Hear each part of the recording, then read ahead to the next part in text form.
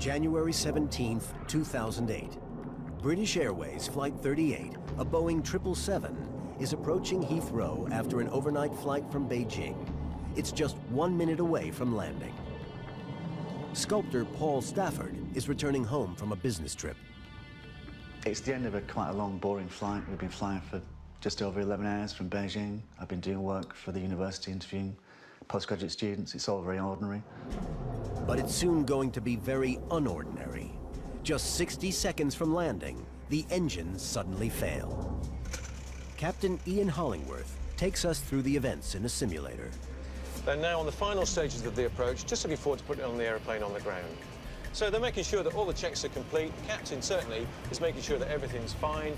The undercarriage down, final flap selected, the landing checks complete. They've been given landing clearance. It's only in the last 50 seconds or so that things start to go badly awry for this crew. At 750 feet, both engines suddenly lose power. The captain will look across at the engine instrumentation. There's not enough power coming from those engines. They're getting very low. They're getting very low on speed as well. At 600 feet, both engines fail.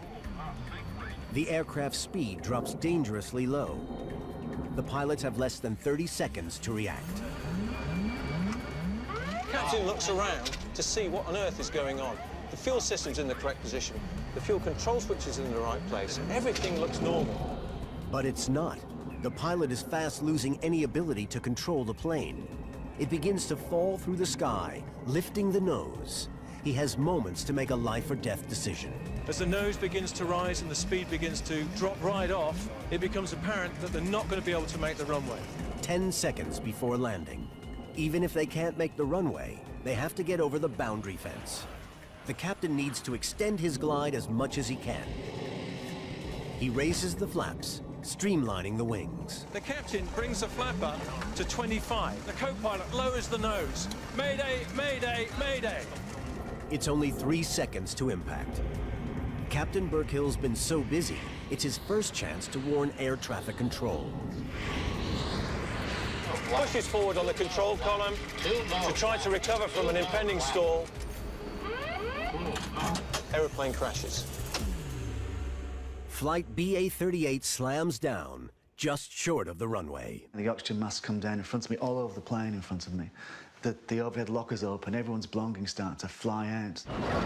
And the plane's hurtling forward, and I'm hitting my head on the front of the seat, and my foot's hit the back of the seat, and I'm being thrown around, and I have no idea what's going on. And it seems to last maybe 8, 9, 10 seconds, then we shudder to a halt. Where they land the aeroplane just over the threshold of runway 27 left, away from any of the built-up areas, and they survive. They survive because they did an absolutely brilliant job.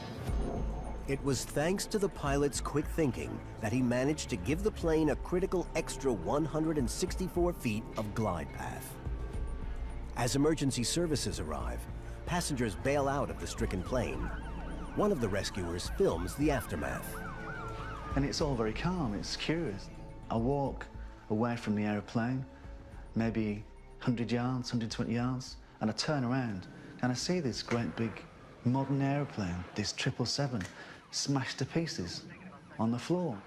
47 people were injured, but thanks to the crew's fast maneuvering, there were no fatalities.